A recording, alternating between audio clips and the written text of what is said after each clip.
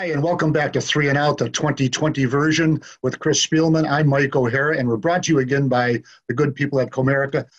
And Chris Spielman, I had my notebook from last year. I might as well keep it, but I'll throw it out because the start of the season, the 2020 season for the Detroit Lions, was a lot like 2019, a 17-point lead in the fourth quarter last year to the Arizona Cardinals. I know I heard you groan, and this year, Chris, Bears escape with a 27-23 win. Before we go three and out, Chris, you've been in these spots before. You've seen it with the Detroit Lions. You experienced it as a player. How do you feel going into game two?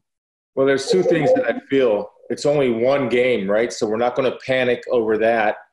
But there's got to be a point in time with this football team under Coach Patricia that they stop giving these games away. I mean, you're a pretty good team. I think the Lions are a good team.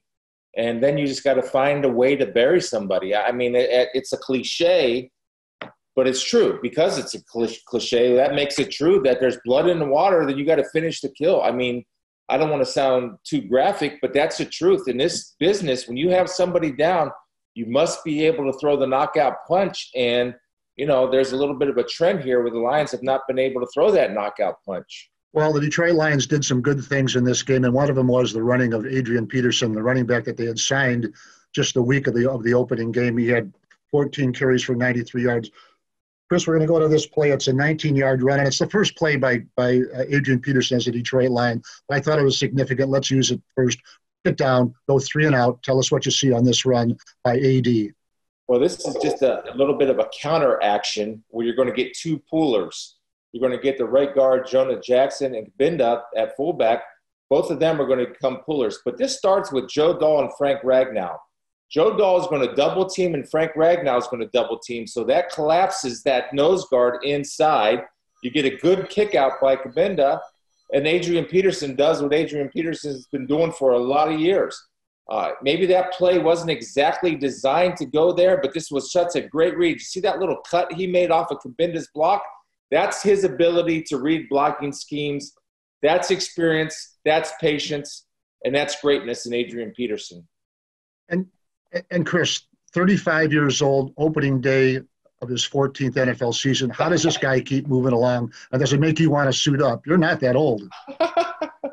Yes, you are. I would like to suit up to play against him because I love playing against the best when I was a player. But I think it's a credit to Adrian and his work ethic, just like a lot of guys that are able to hold on for a long time. Frank Gore would be another example, especially at this position, because anybody that follows the league understands that this position is just – it's brutal. I mean, the shots that these guys take, the shelf life, I think, if you look at the analytics of it, is a running back is 27, 28 years old. That's why they don't get big second contracts a lot of the times.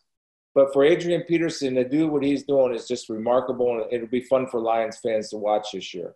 You know, the Lions kind of come alive late in the second quarter, and they start to dominate the game. They get a touchdown run by DeAndre Swift, a 1-yard run, really a nimble run by him just before the end of the first half, and then they back that up with a touchdown pass to the tight end, T.J. Hockenson. As we move along, we get to a key part of the game. The Detroit Lions now have the lead. It's 23-20. It's late in the fourth quarter. On a third down play, Matthew Stafford goes over the middle looking for Marvin Jones Jr., double covered. The ball is deflected in the air. Interception for the Chicago Bears. You see Eddie Jackson on the snap of the ball.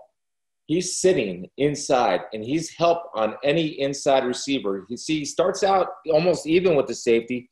They convert it to a one-high look. So they're playing man-to-man underneath, and Eddie Jackson's a free helper.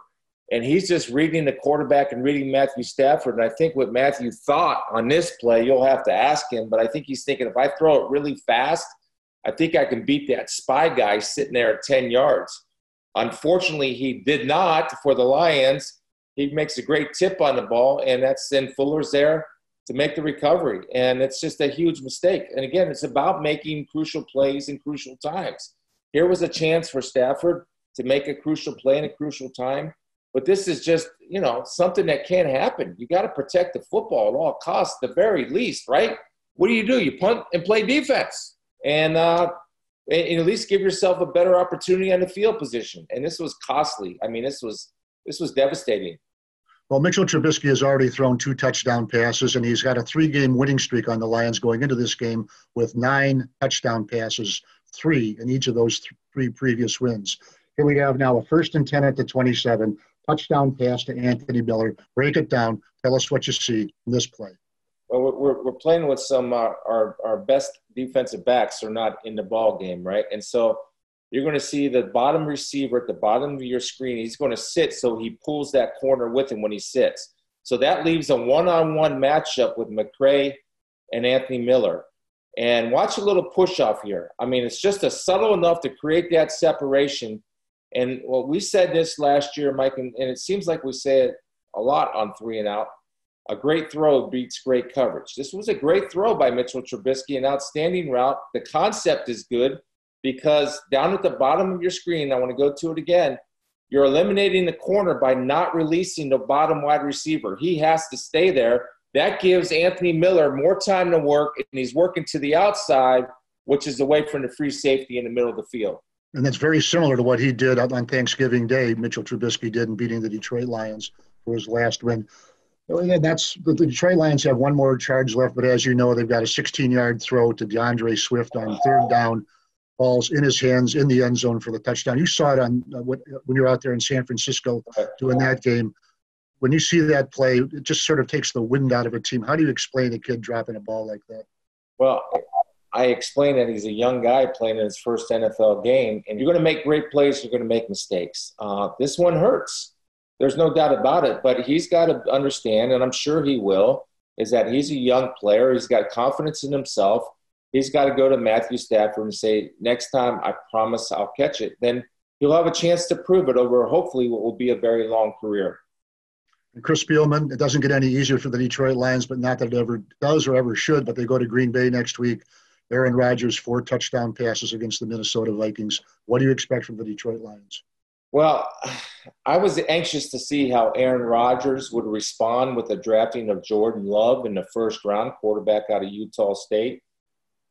He could have gone 2 ways. I wasn't surprised. I think he's out to prove a point this year. And Mike, you and I have talked over the years, and Lions fans have heard me over the years. I think he's one of the best to ever play the game. And I'm not talking about Super Bowls and championships. I'm just talking about pure talent. And what he did to the Vikings was he embarrassed the Vikings in the back end. He really did. It was just it was fun to watch. And it's going to be a huge challenge for the Matt Patricia and his defense. All right, Chris Spielman, that's a wrap for this week. We'll be back next week after the Detroit Lions Green Bay Packers game with 3 and out.